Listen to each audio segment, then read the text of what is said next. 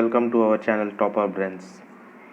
तो आज हम लोग सॉल्यूशन करेंगे reaching the age of adolescence का। चैप्टर हम लोगों ने कंप्लीट कर चुका है, पूरा रीडिंग किया है हम लोगों ने। तो अगर आप लोगों ने चैप्टर नहीं देखा है तो प्लेलिस्ट में जाइए, वहाँ पे आप चैप्टर को अच्छे से देखिए। बहुत अच्छे से मैंने समझाया है और एक सेपरेट वीडियो भी है, वो sex of a child, on what factor sex of a child depends on, इस पे एक सेपरेट वीडियो भी मैंने बनाया है जो कि बहुत इम्पॉर्टेंट है। तो वो आप लोगों को प्लेलिस्ट में आपको मिलेगा। तो अभी हम लोग टाइम वेस्ट ना करते हुए हम लोग स्टार्ट करते हैं। Question number 1, what is the term used for secretions of endocrine glands responsible for changes taking place in the body?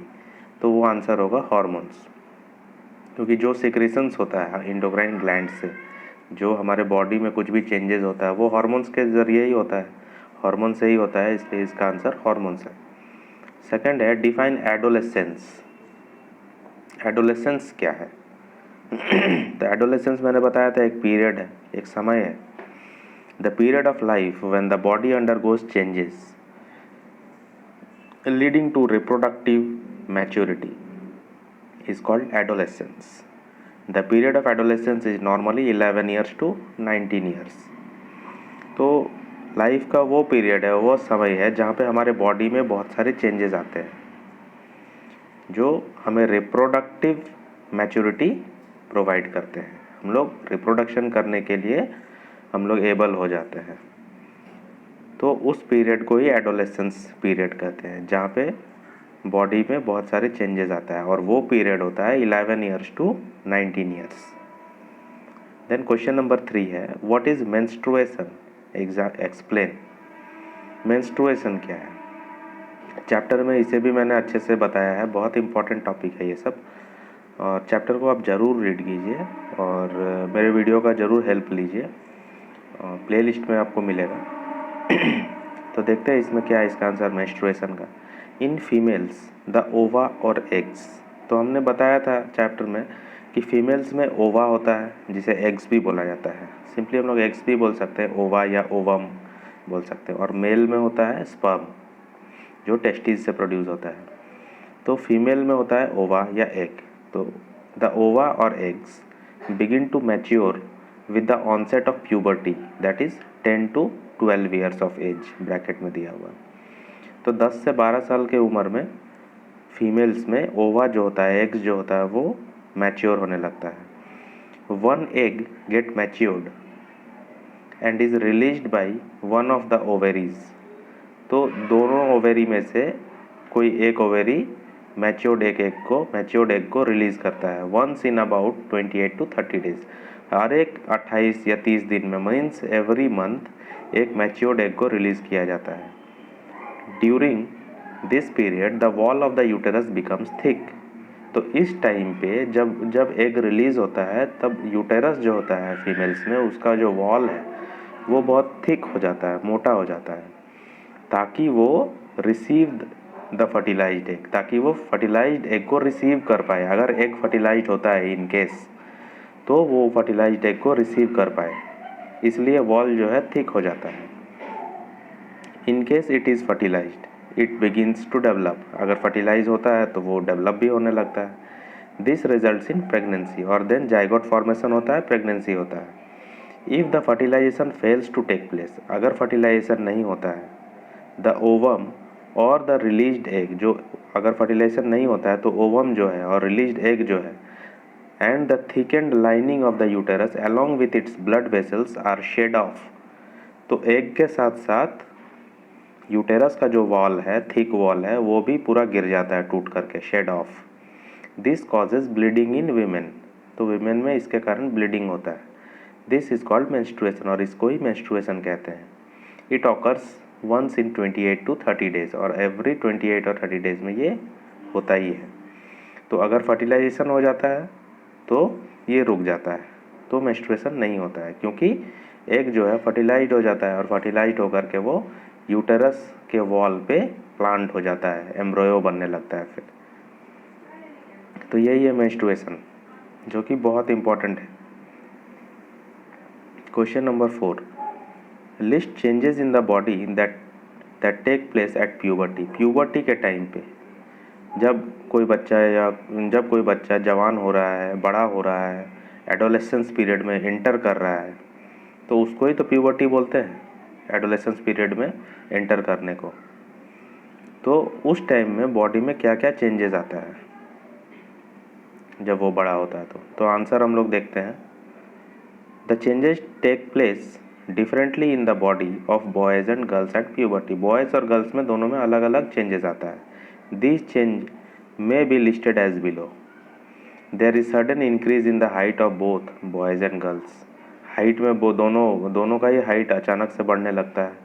However both reach their maximum height at the age of 17 to 18 years. 17-18 years में वो maximum जितना होना रहता है उतना पहुंच जाता है। Then the voice of boys become hoarse and that of girls become shrill.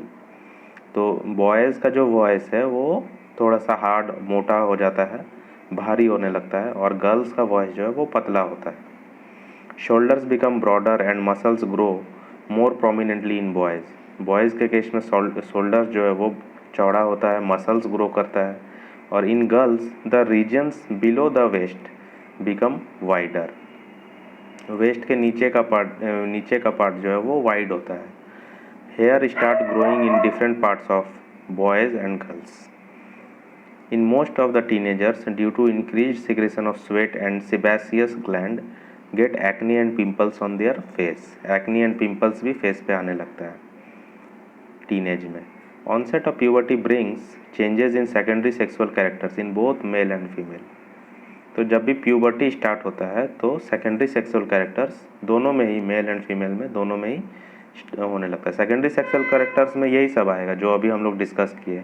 Voice का, बॉयज़ में वॉइस का चेंज होना, थिक हो जाना, देन हेयर ग्रोथ होना, then secretion of sweat and sebaceous gland के कारण पिंपल्स आना,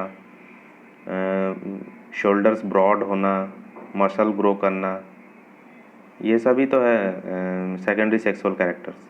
boys and girls become capable of reproduction. Reproduction के लिए बॉयज़ और गर्ल्स केपेबल हो जाता है। In girls menstruation starts. Girls में मेंस्ट्रुएशन स्टार्ट्स हो जाता है। Different types of hormones start to release in initiating a reproductive function. तो different types of hormones start होता है जो कि रिप्रोडक्टिव फंक्शंस को रिप्रेजेंट करता है। तो ये सारे चेंजेस आता है। देन क्वेश्चन नंबर 5 है, prepare a table having 2 columns depicting names of endocrine glands and hormones secreted by them. तो इंडोक्राइन ग्लैंड्स का नेम लिखना है और उससे कौन से हार्मोन सिक्रेट होता है वो लिखना है। ये भी इंपॉर्टेंट है, ध्यान में रखना है। इंडोक्राइन ग्लैंड्स में सबसे पहला है पिट्यूटरी ग्लैंड, बहुत इंपॉर्टेंट है, और इससे कौन सा हार्मोन्स आता है, ग्रोथ हार्मोन जनरली। देन है ओवेरीज। तो ओवेरीज किन में होता है, ओवेरीज स्पेशली फीमेल में होता है। ओवेरीज ग्लैंड जो एग होता है जिसको हम लोग ओवम कहें, ओवम और एग जो है ओवेरीज से ही रिलीज होता है। तो ये फीमेल में ही होता है, मेल में नहीं होता है। तो इससे कौन सा हार्मोन होता है, एस्ट्रोजन। एस्ट्रोजन को फीमेल हार्मोन भी बोला जाता है। देन है थर्ड नंबर पे टेस्टीज। टेस्टीज मेल में ही पाया जाता है और इससे टेस्टोस्टेरोन हार्मोन रिलीज होता है जो कि मेल हार्मोन के नाम से भी जाना जाता है। देन है थायराइड ग्लैंड। थायराइड ग्लैंड जिससे हार्मोन्स निकलता है थायरॉक्सिन। देन है पैनक्रियाज नंबर 5। पैनक्रियाज से हार्मोन्स निकलता है इंसुलिन। Endocrine glands. देन है एड्रेनल ग्लैंड नंबर 6 और इससे एड्रेनलिन हार्मोन सीक्रेट होता है। देन क्वेश्चन नंबर 6 है, what are sex hormones, what are they named so, why are they named so. Sex hormones क्या है और उसको सेक्स हार्मोन्स का नाम ही ऐसा क्यों दिया गया है। स्टेट देयर फंक्शन, तो उसका फंक्शन भी बताइए। तो आंसर है the hormones which help and control the formation of secondary sexual characters are called sex hormones.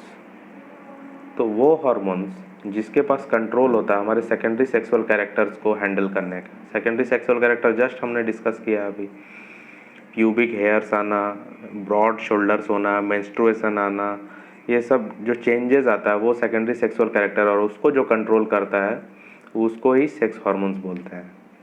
They are named so because they control the sexual activities. उसको ऐसा नाम इसलिए दिया गया क्योंकि वो सेक्सुअल एक्टिविटीज़ को कंट्रोल करता है। and are secreted by males and females separately. Functions of sex hormones are given below separately.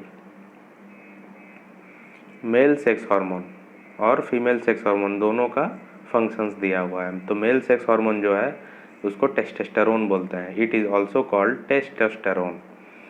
Male sex hormone, it is secreted by testes and causes changes in secondary sexual character of boys like growth of facial hair like mustache, beard, etc. It also stimulates spermatogenesis। तो sperm का formation भी इस पे ही depend करता है। और facial hair, मॉस्टेच आना, beard आना, प्यूबिक हेयर आना, सब इस पे ही डिपेंड करता है टेस्टोस्टेरोन पे। Then female sex hormone, it is also called as estrogen. Estrogen ही है फीमेल सेक्स हार्मोन का दूसरा नाम। इट इज़ सिक्रेटेड बाय ओवेरीज। तो इनका जो फीमेल का जो गैमेट है ovaries, it is secreted by, वो ओवेरीज से सिक्रेट होता है and controls the secondary sexual characters in females, appearance of mammary glands, etc.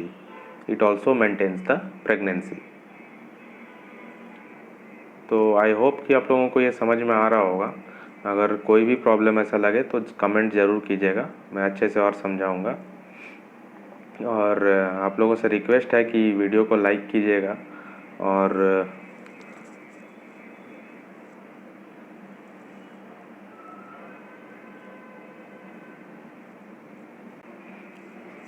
Hello friends,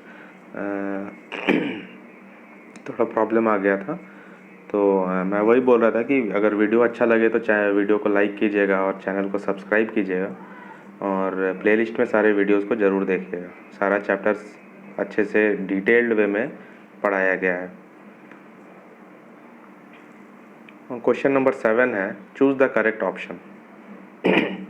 adolescents should be careful about what they eat because, यहाँ पे MCQ question है तो इसमें answer क्या होगा, एडोलेसेंट को क्या केयरफुल होना चाहिए खाने पीने में, क्यों?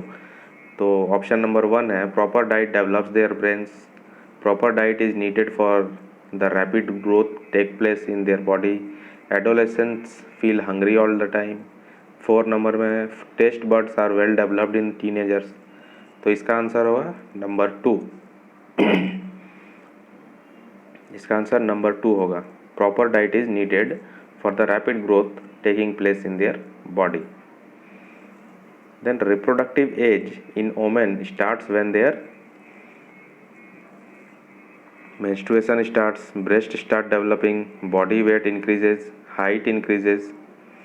तो आंसर होगा menstruation starts। when menstruation starts, reproductive age is considered to be started।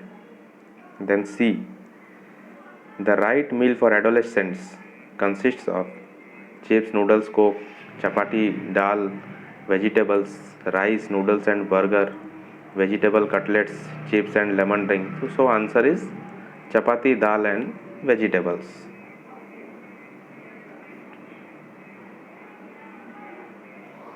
तो ये MCQ हुआ।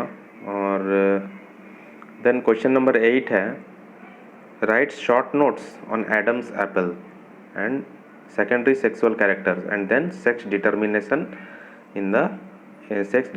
इन द अनबॉर्न बेबी। हाँ, तो मैं वही बोल रहा था, शॉर्ट नोट्स जो है ये नंबर C में जो है, sex determination in the unborn baby, जो बेबी का जन्म हुआ नहीं है उसका सेक्स को कैसे डिटरमाइन कर सकते हैं, कैसे डिटरमाइन हो सकता है, वो कैसे डिटरमाइन होता है कि वो मेल होगा या फीमेल होगा। तो इसका मैं सेपरेट वीडियो बना करके प्लेलिस्ट में डाल चुका हूँ। मैंने अच्छे से उसको समझाया है डायग्राम बना करके, आप ज़रूर उसको वीडियो को देखिए।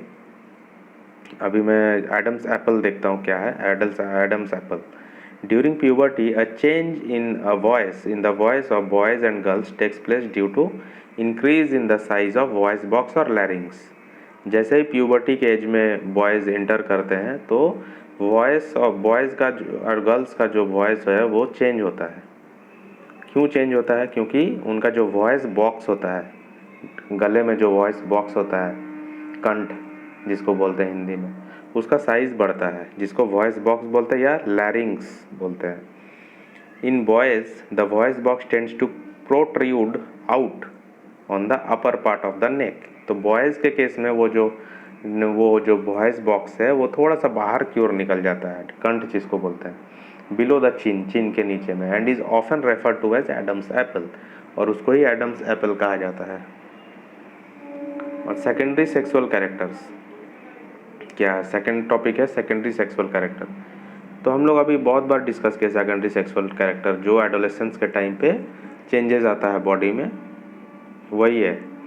तो those characters which are visible more apparently and help in distinguishing a male from a female are called secondary sexual characters. वो सारे कैरेक्टर्स जो एक मेल और फीमेल को अलग दिखने में मदद करता है, दोनों को डिफ्रेंशिएट करता है, मेल को मेल बनाता है और फीमेल को फीमेल बनाता है। जैसे मॉस्टैच, दाढ़ी मूछ जो आ रहा है वो फीमेल को नहीं आता है, तो वो दोनों को अलग किया, वैसा कैरेक्टर्स, तो उनको ही सेक्सुअल कैरेक्टर्स बोलते हैं, secondary sexual characters. For example in girl breasts and in boys facial hair, that is moustache and beard. Girls के केस में ब्रेस्ट आता है और बॉयज़ के केस में फेशियल हेयर आता है, जो मॉस्टेच एंड बियर्ड है, दाढ़ी और मूछ। तो वो दोनों को सेपरेट करता है। देन सी है most important, sex determination in the unborn baby. इसको समझना बहुत ही ज़रूरी है, क्योंकि इसमें कन्फ्यूज़न हमेशा ही रह जाता है, और इसको ही मैं बोल रहा हूँ कि मैंने सेपरेट वीडियो बनाया है इसका, आप ज़रूर देखिए। मैं लिंक डिस्क्रिप्शन में इसका दे देता हूँ, आप ज़रूर देखिए। The sex of a child, that is whether it is a male or a female, it is determined at the time of fertilization when a male gamete fuse with a female gamete. Male gamete sperm जो है, female gamete जो ovum जो है उसके साथ जब fuse होता है और फर्टिलाइजेशन होता है, तो उसी टाइम पे ये डिटरमाइन हो जाता है कि वो जो बेबी आने वाला है, वो जो फ्यूटस बॉन्ड वहाँ पे डेवलप होने वाला है, वो मेल होगा या फीमेल होगा। All human beings have 23 pairs of chromosome. Human beings में 23 पेयर्स ऑफ क्रोमोसोम होता है।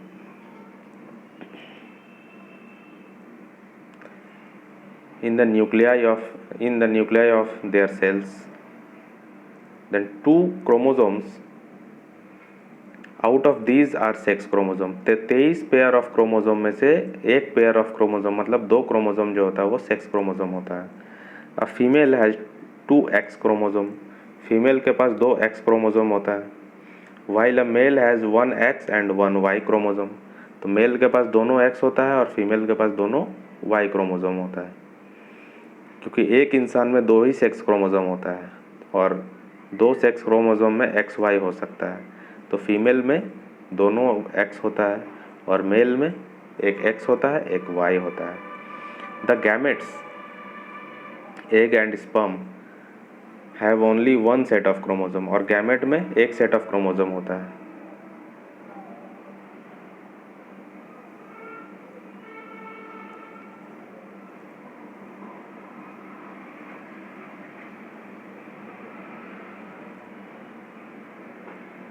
The unfertilised egg always has 1 x chromosome. तो अनफर्टिलाइज्ड एग में एक तो एक्स क्रोमोसोम होगा ही होगा। क्यों?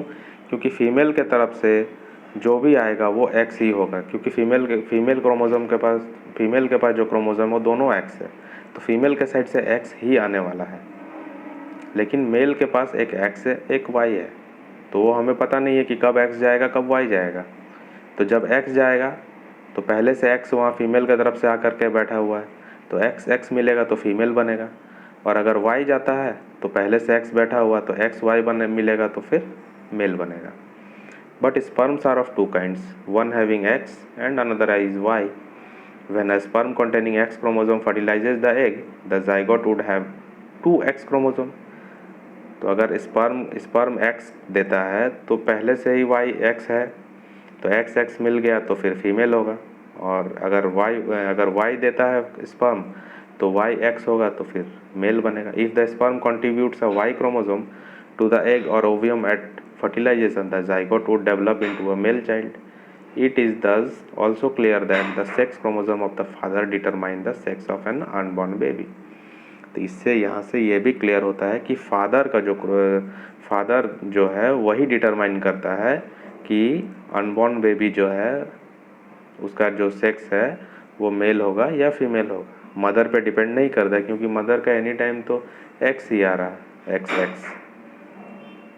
फादर एक्स और वाई देता है तो फादर जब एक्स देगा तो गर्ल चाइल्ड होगा, और फादर जब वाई देगा तो बॉय चाइल्ड होगा। तो यही है इसका कॉन्सेप्ट। इसको आप अच्छे से एक बार रीडिंग कीजिए, अच्छे से समझने का कोशिश कीजिए। फिर भी कोई प्रॉब्लम होगा तो वो वीडियो देखिए, मैं डिस्क्रिप्शन में लिंक दे देता हूँ। और इस चैप्टर को अच्छे से पढ़िएगा। अगर फाइनल एग्ज़ाम्स का सिलेबस में ये होगा तो ये बहुत इंपॉर्टेंट रोल प्ले करेगा एग्ज़ाम्स में स्कोरिंग के लिए। और आगे का मैं और वीडियोस मैं अभी बनाऊंगा, सारे चैप्टर्स को कवर करने का कोशिश कर रहा हूँ ताकि फाइनल एग्ज़ाम्स में आप लोगों को कोई प्रॉब्लम ना हो। तो वीडियो अच्छा लगा होगा तो चैनल को सब्सक्राइब कीजिए, वीडियो को लाइक कीजिए और शेयर कीजिए ज़्यादा से ज़्यादा। Thank you and have a nice day.